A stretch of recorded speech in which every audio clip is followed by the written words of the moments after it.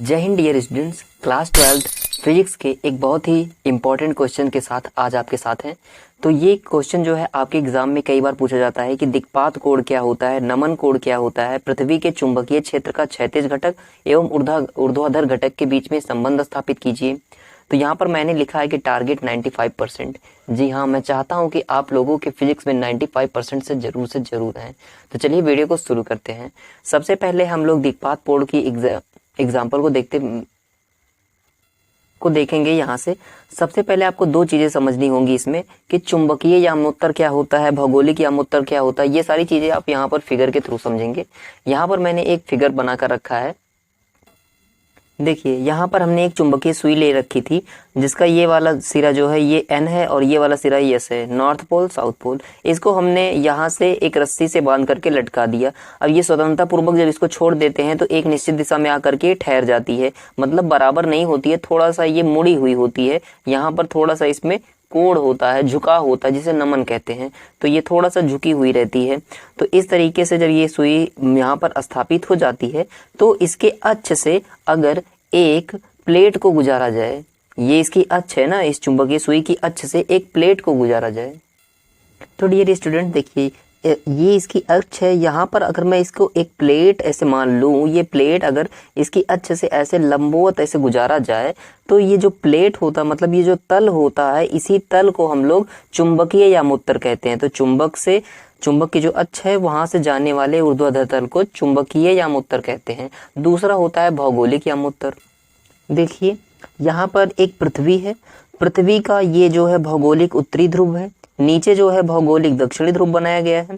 पृथ्वी जो होती है वो सीधी नहीं होती, थोड़ी सी मुड़ी हुई होती है। तो इस तरीके से तो यहाँ पर ये इसका चुंबकीय ध्रुव माना जाता है, यहाँ पर इसका चुंबकीय दक्षिणी ध्रुव है, ये उत्तरी ध्रुव है। ठीक, हम जानते हैं कि जो चुंबकीय बल रेखाएं होती हैं वो यन से निकल करके यस की तरफ आती हैं। तो यहाँ से यन से यस की तरफ इसको हमने बना दिया है। ठीक, यहाँ पर देखिए एक थोड़ी सी टिल्टेड लाइन बनाई गई है, इसको हम बोलते हैं चुंबकीय निरक्षक। इसका हमारे पास काम नहीं है, इसको छोड़ दीजिए।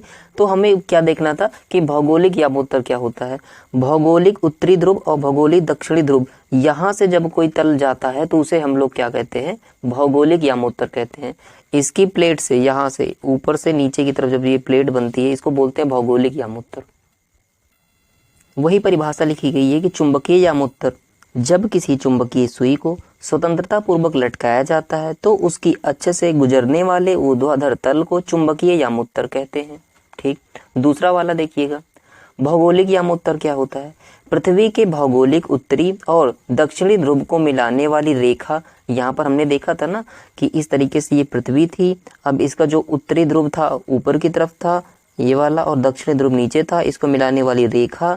अब यहाँ से जो तल जाता है, जो भी तल जाता है उसके हम क्या कहते हैं, ऊर्ध्वाधर तल को भौगोलिक यामोत्तर कहते हैं। ठीक, ये भौगोलिक यामोत्तर क्यों कहते हैं इसे, देखिए जैसे हम लोग भूगोल जो एक पाठ होता है उसमें क्या पढ़ते हैं कि जो यन होता है हमें बताया जाता है कि उत्तर ऊपर होता है, दक्षिण नीचे की ओर होता है, यहाँ पर पूरब दिशा होती है, यहाँ पर पश्चिम दिशा होती है।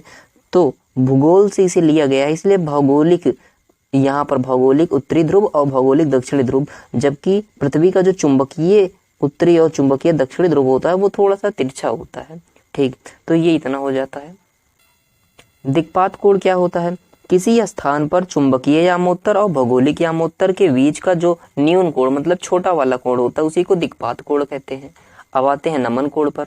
देखिए, दूसरा है नमन कोण। स्वतंत्रता पूर्वक लटकी चुंबकीय सुई की अक्ष क्षैतिज दिशा के साथ जो कोण बनाती है उसे नमन कोण कहते हैं। इसे फिगर से समझ लीजिए आप लोग।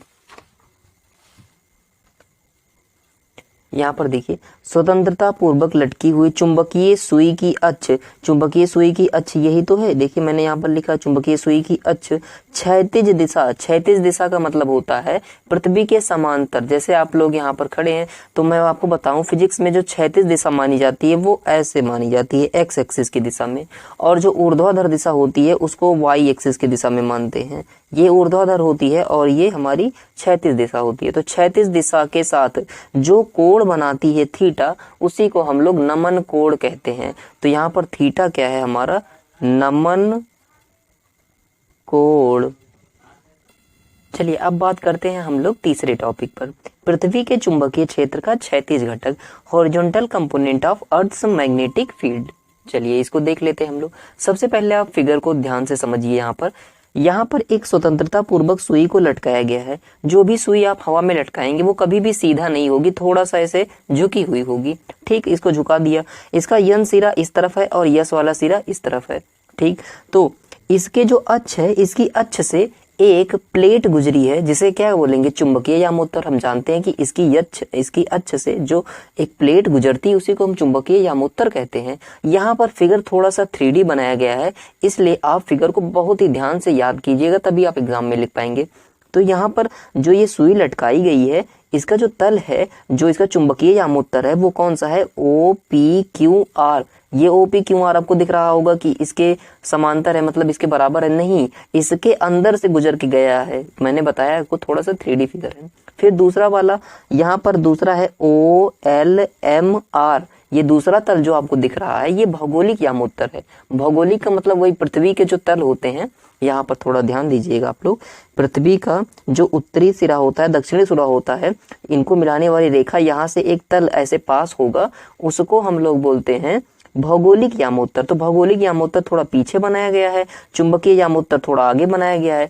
ऐसा मान लीजिए किसी कॉपी को खोल करके रखा गया है। तो जब कॉपी खोल के रखे हैं तो इन दोनों के बीच में कुछ कोण बन रहा है, उस कोण को हमने थीटा मान रखा है। कॉपी को खोल करके इस तरीके से रखा गया, तो मेरी उंगलियों के बीच का जो कोण है वो थीटा है। तो यहाँ पर अल्फा है, ये कोण अल्फा है। फिर उसके बाद ये देखिए, यहाँ पर जो इस चुंबक की अक्ष है और इस वाले दिशा में जो हमने ये BH लिख रखा है, इन दोनों के बीच जो कोण बन रहा है उसे थीटा कहते हैं। यहाँ पर थीटा जो है वो नमन कोण है। क्यों? क्योंकि जो चुंबकीय सुई होती है उसकी अक्ष क्षैतिज दिशा के साथ, क्षैतिज दिशा यही है, इसके साथ जो कोण बनाती है उसे नमन कोण कहते हैं, जो कि थीटा होता है। देखिए आपको लिखना क्या होगा, मैंने बहुत ही सरल परिभाषा आपके लिए लिखी है ताकि आप आराम से सारी चीजें लिख सकें। स्वतंत्रता पूर्वक लटकी चुंबकीय सुई की अक्ष से गुजरने वाला ऊर्ध्वाधर तल OPQR चुंबकीय यामोत्तर है, जो अभी बताया आपको, तथा दूसरा वाला OLMR भौगोलिक यामोत्तर है। ठीक, दिक्पात कोण अल्फा है। दिक्पात कोण क्या होता है, सबसे पहले आपको बताया था कि जो चुंबकीय यामोत्तर होता है और भौगोलिक यामोत्तर होता है, दोनों के बीच का कोण, अगर चुंबकीय यामोत्तर को हम इस तरीके से मान लें और भौगोलिक यामोत्तर को कुछ इस तरीके थोड़ा तिरछा मान ले, तो इनके बीच का जो न्यून कोण होगा उसे हम लोग दिक्पात कोण यानी कि अल्फा कहते हैं। अब समझ लीजिए कि जहां कहीं भी, तो उस आवाज पर ध्यान मत दीजिएगा, गलती से फोन आ गया था दोस्तों, तो माफ कीजिएगा। चलिए इस पर हम वापस आते हैं अपने फिगर पर। यहाँ पर देखिए मैंने B लिख रखा है। B का मतलब होता है चुंबकीय क्षेत्र। तो जो इसकी अक्ष होती है वही चुंबकीय क्षेत्र की दिशा होती है। तो B का मतलब होता है चुंबकीय क्षेत्र। यहाँ पर पूरा B है। ठीक, तो यहाँ पर भी B लिखा है, यहाँ भी चुंबकीय क्षेत्र है। हाँ ठीक, यहाँ भी है। तो H का मतलब क्या होता है, हॉरिजॉन्टल, जिसे क्षैतिज कहते हैं। तो ये होता है चुंबकीय क्षेत्र का क्षैतिज घटक। नीचे की तरफ देख लीजिए, यहाँ भी B लिखा है, मतलब चुंबकीय क्षेत्र, और V का मतलब होता है वर्टिकल, ऊर्ध्वाधर घटक। तो यहाँ पर होगा चुंबकीय क्षेत्र का ऊर्ध्वाधर घटक। तो दो घटक हमारे वियोजित हो गए हैं। आगे आपको यही चीज लिख देनी है कि पृथ्वी के चुंबकीय क्षेत्र BE के क्षैतिज तथा ऊर्ध्वाधर घटक BH व BV हैं। अतः BH बराबर BE cos थीटा और VB बराबर BE sin थीटा। ये कहाँ से आया, देखिए फिजिक्स में आप लोग इस बात को एकदम बढ़िया से याद कर लीजिए कि जो भी ये एक तरीके से जो ये रिजल्टेंट होता है, परिणामी होता है, इसका जो ये क्षैतिज होता है, माने कि यक्स की दिशा में जो कंपोनेंट होता है उसमें हमेशा cos थीटा लगा दिया जाता है, और y की दिशा में जो भी ये कंपोनेंट होता है उसमें हमेशा sin थीटा लगा दिया जाता है। लेकिन अगर आप यहाँ पर त्रिकोणमिति लगाएंगे कि cos थीटा बराबर आधार बटे कर्ण, उससे भी आ जाएगा। लेकिन सबसे आसान तरीका यही है कि क्षैतिज घटक को cos लगा दीजिए और ऊर्ध्वाधर घटक को sin लगा दीजिए। तो यहाँ पर मैंने लगा दिया और इक्वेशन 1 और 2 बना लिए। इन दोनों को वर्ग करके जोड़ने पर हमको ये चीजें मिली। तो यहाँ पर वर्ग करके देखिए, दाहिने तरफ के वर्ग को दाहिने तरफ जोड़ते हैं और बाएं वाले को बाएं तरफ जोड़ते हैं। तो BH का स्क्वायर किया ये, फिर धन लगाया, फिर इसका स्क्वायर किया तो इधर आ गया बराबर में BE का स्क्वायर, cos का स्क्वायर ये हो जाएगा इतना, और BE और sin थीटा का स्क्वायर हो जाएगा इतना। यहाँ से BE square cos square theta plus में BE square sin square theta हो जाएगा। BE स्क्वायर दोनों जगह है तो कॉमन ले लिया, बीच में बचता क्या है, यहाँ से sin स्क्वायर थीटा और यहाँ से cos स्क्वायर थीटा। इसका मान 1 होता है तो यहाँ 1 लिख दिया। तो हमारे पास सीधा क्या बचा है, देखिए बी एच का स्क्वायर धन बी बी का square is equal to B E का स्क्वायर। देखिए जब बी पर से यहाँ जो स्क्वायर था वो हटेगा तो यहाँ अंडर रूट आ जाएगा, तो बी एच का स्क्वायर धन बी बी का स्क्वायर। अब समीकरण 2 को 1 से भाग देने पर कहाँ है समीकरण, यहाँ पर हमारा समीकरण नंबर 1 है, ये वाला समीकरण नंबर 2 है। तो भाग देंगे तो वी बी बटे में बी एच हो जाएगा। यहाँ से B sine theta B cos theta, B से बी कट जाएगा, साइन थीटा अपन कॉस थीटा, इसको हम टेन थीटा कहते हैं। तो यहाँ से थीटा बराबर टेन इधर आएगा तो इनवर्स हो जाता है, तो टेन इनवर्स बी बी अपान में बी एच। देखिए बी बी अपान में बी एच, टेन इधर गया तो टेन इनवर्स हो जाता है। यहाँ पर देखिए जहाँ थीटा क्या है, नमन कोण है। अगर वीडियो अच्छा लगा हो तो चैनल को लाइक सब्सक्राइब कीजिएगा, क्योंकि इसी तरीके के वीडियोज आपके लिए आने वाले हैं। धन्यवाद।